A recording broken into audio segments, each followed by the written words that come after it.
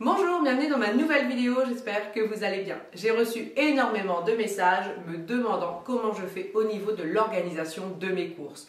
Donc c'est ce que je vais vous montrer aujourd'hui du début à la fin. Sachant que pour moi c'est l'une des tâches les plus difficiles à tenir. Mais la semaine se passe tellement mieux quand tout est prévu à l'avance. Donc on commence tout de suite.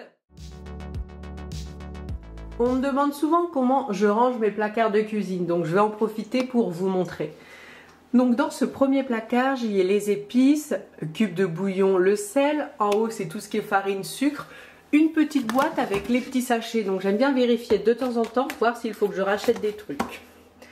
Donc dans la première partie, c'est tout ce qui est sucre vanillé. J'en ai beaucoup tout simplement car à chaque fois que je rachète de la levure, par automatisme, j'en rachète également. Donc j'ai séparé simplement avec du papier sulfurisé. La deuxième partie, c'est la levure chimique et la dernière, c'est la levure boulangère. Donc là, j'ai de quoi faire. Je ne devrais pas tarder à acheter de la levure chimique, mais j'en ai largement assez pour le moment.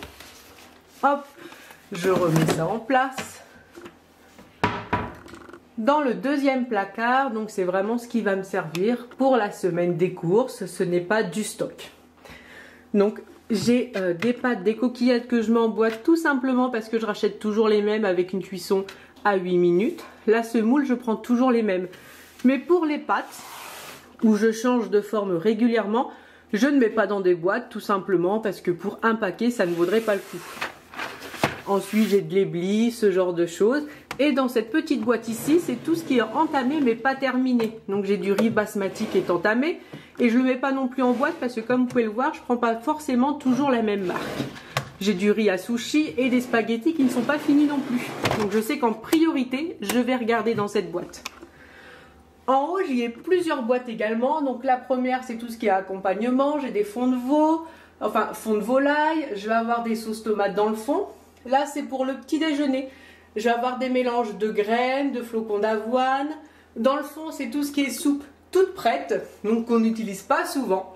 Et à droite, vraiment, la dernière boîte, c'est pour tout ce qui est préparation de gâteau, un petit peu plus particulière, par exemple de la fleur d'oranger, ce genre de choses.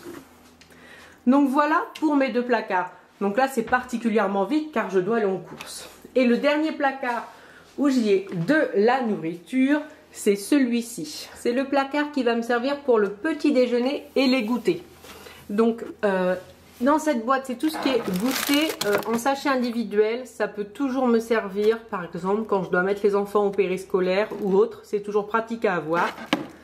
Même pour moi, des barres de céréales pour aller au travail, c'est quand même pratique quand c'est en sachet individuel. Ensuite, je fais beaucoup de goûter maison, mais je fais des trucs très simples. Là, ce sont des madeleines, des cookies. Et j'ai toujours des paquets de gâteaux de goûter tout prêt. En dessous, c'est le petit déjeuner. Donc, on a du pain de mie, des céréales, des pâtes à tartiner, du café soluble au cas où si un jour on n'a plus de capsules. Donc, ce genre de choses. Et bien sûr, il ne faut pas que j'oublie de vérifier l'intérieur du frigo. Donc, je peux regarder tout ce que j'ai. Et comme il est bien rangé, ça me permet vraiment de me rendre compte de ce qu'il manque. Donc là, je vois qu'il me reste de la confiture. Au niveau des sauces, j'ai ce qu'il faut. J'ai encore des cornichons.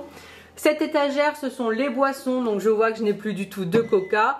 Jules, il lui reste une moitié de bouteille d'Oasis. Et Simon n'a bu qu'une bière.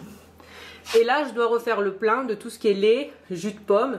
Les carafes sont vides car je les lave une fois par semaine. Donc en haut, ça me permet de voir que je n'ai pratiquement plus de beurre pour faire les pâtisseries. Il faudra que je rachète des œufs. Niveau viande, bon, je vois que j'ai encore 2-3 trucs, mais ça va dépendre de mes menus. Donc là, c'est l'étagère des choses toutes prêtes. Donc là, j'ai une quiche. On verra bien ce que j'ai besoin selon la semaine. Niveau fromage pour enfants, j'ai 3 Babybel, donc c'est à racheter. Niveau yaourt, il m'en reste un petit peu.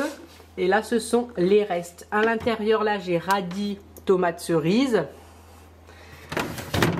Donc niveau légumes, j'ai encore plein de carottes. Donc ça me permet de voir que par exemple, j'ai plein de carottes. Donc j'hésite pas à faire une purée de carottes. Je trouverai autre chose pour accompagner. C'est comme là le jambon. Donc ça aussi c'est un petit, je dis tupperware mais c'est pas le cas.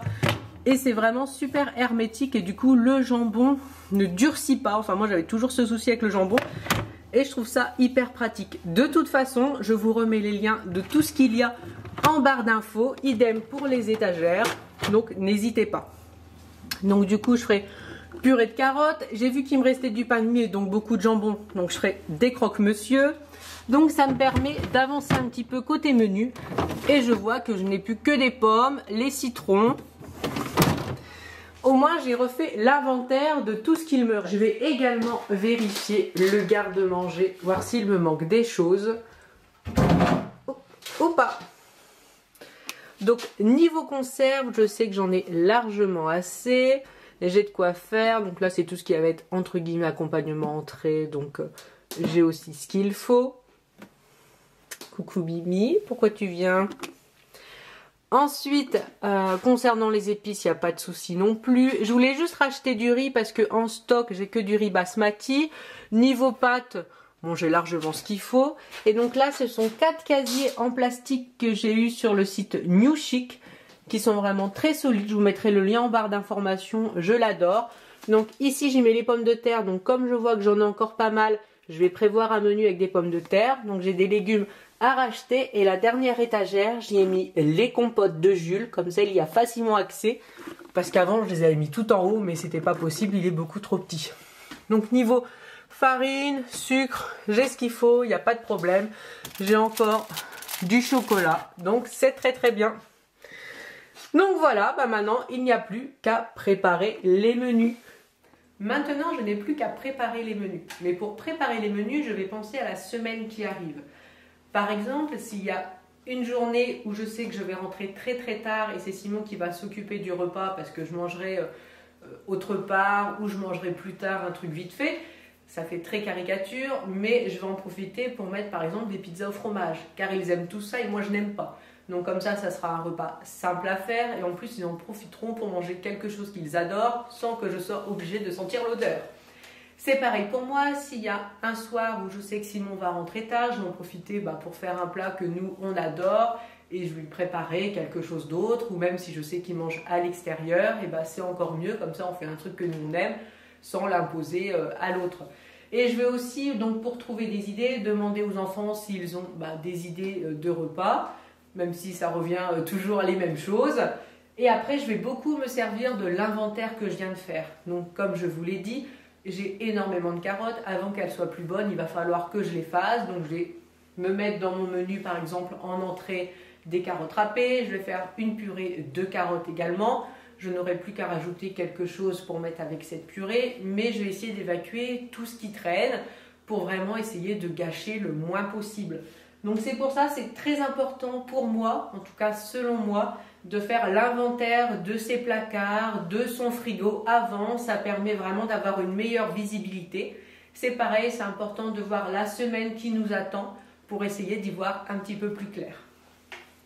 Maintenant que le menu est prêt, j'ai pu faire la liste des courses. J'ai fait une partie sur le drive, une autre partie à faire en magasin directement. Et il n'y a plus qu'à. Concernant l'organisation de la voiture, donc à l'intérieur j'ai un sac, donc exprès pour les voitures, hop, il y a tout simplement mes sacs de courses. Donc ça c'est les sacs, tout ce qui est légumes et fruits, et là ce sont des petits tote bags parce que je n'aime pas du tout les sacs de courses qu'on trouve en hypermarché par exemple. Donc ça je trouve ça très pratique parce que d'avoir des grands sacs de courses, après c'est tellement lourd que de toute façon je ne peux pas les porter. Donc ça c'est vrai que je trouve ça super pratique. Et je voulais vous montrer aussi, j'ai toujours avec moi donc forcément mes clés et ce petit porte-clés que j'ai eu sur Amazon, exprès pour les jetons de caddie. Donc c'est super pratique parce qu'avant je cherchais toujours après une pièce. Donc là, c'est parfait. Ensuite, direction le drive. J'aime beaucoup faire mes drives sur le site Auchan, car contrairement à celui d'Inter, en tout cas je parle pour ce que j'ai à côté de chez moi, on peut faire les courses à partir d'1 heure. Et une fois que c'est fait, donc je me sers de mes top bags et je vais tout simplement mettre les choses qui se rangent les unes à côté des autres, comme ça pour sortir les courses. Une fois chez moi, ça sera beaucoup plus simple. Donc je sais exactement où je vais ranger les affaires, donc c'est pour ça que c'est simple. Et bien sûr, je fais toujours les courses avec la petite voiture, sinon c'est beaucoup trop simple, voyons. Et une fois le drive récupéré, direction Grand Frais. Alors, pour être tout à fait honnête avec vous, je ne vais pas régulièrement chez Grand Frais. J'ai un maraîcher à 2 rues de chez moi que j'adore, mais je ne me voyais pas filmer à l'intérieur parce que c'est petit et je me serais pas sentie à l'aise de le faire devant tout le monde, alors que là c'est Grand Frais, je connais personne, c'est parfait. Mais mon mari d'habitude ne vient pas en course avec moi. Là, je lui ai demandé de venir pour filmer et je lui ai dit prends les fruits que tu veux. Et il a pris que des oranges. Il était choqué de voir qu'il y avait pratiquement aucune provenance de France. Donc c'est vrai que j'aime bien faire Grand Frais de temps en temps, mais je préfère quand même aller au maraîcher à côté de chez moi. L'avantage de Grand Frais, c'est qu'il y a vraiment de tout. Une fois arrivé à la caisse, je n'ai plus qu'à mettre mes petits sacs sur le tapis et comme ça, les courses sont pratiquement terminé. Une fois que c'est fait, je continue à remplir mon coffre qui là du coup va vraiment être bien rempli. Une fois de retour à la maison, je n'ai plus qu'à débarrasser les courses, mais je vous laisse écouter mon mari. Franchement, t'as la chance de m'avoir comme mari. Et pourquoi ça? Parce que... Effectivement, il m'a pas trouvé beaucoup de raisons. Mais bon, bref, passons. Donc là, je vais faire 2 parties. La partie qui est à mettre dans le garde-manger du bas et la partie donc que je vais garder pour mettre dans le frigo et les différents placards. Donc je vais commencer par tout débarrasser, mettre les choses qui vont dans le frigo et ainsi de suite.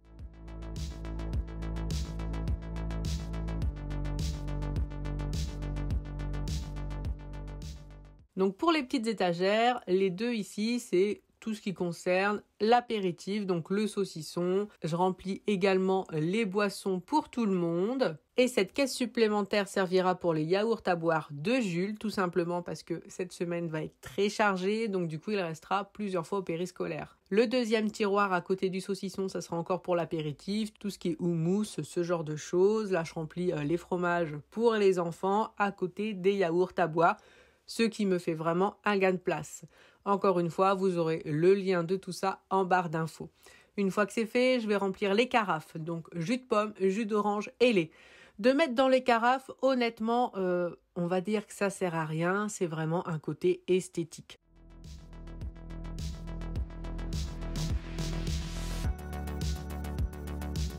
Je remets les sacs correctement au fur et à mesure, comme ça je n'aurai plus qu'à les plier. Maintenant, je vais m'occuper des légumes et des fruits que j'ai à laver. Donc je vais utiliser cette passoire que j'adore, que je trouve très pratique, que j'ai eu sur le site New Chic. Je vous mettrai le lien en barre d'informations. Donc pour laver les légumes, je vais tout simplement mettre de l'eau et du vinaigre. Mais je ne vais pas tout laver. Je vais principalement laver ce que je vais utiliser rapidement en fonction de mes menus. Et aussi les choses par exemple comme les tomates cerises, car ma fille va piocher directement dans le frigo de temps en temps pour en manger 1 ou 2. Donc ça, je vais tous les laver. Ensuite, ce que j'aime beaucoup avec cette passoire, déjà elle est jolie, mais sinon elle est très pratique parce qu'une fois que j'ai laissé tremper mes différents légumes, je vais tout simplement enlever le côté passoire, je vais rincer. Et après, je vais mettre sur un torchon pour sécher tranquillement. Mais si j'avais encore des choses à laver, je n'aurais qu'à remettre ce qu'il y a dans la mémo. Je n'aurais pas eu l'eau à changer à chaque fois. Et j'ai toujours mon évier de libre, donc c'est pratique. Et une fois que c'est fait, donc une fois que tout est sec, je vais tout simplement remplir mes petits bacs que je vais mettre directement dans mon frigo. Et j'aime beaucoup ces petits bacs à cause du panier qu'ils ont à l'intérieur, qui fait que tout reste bien frais.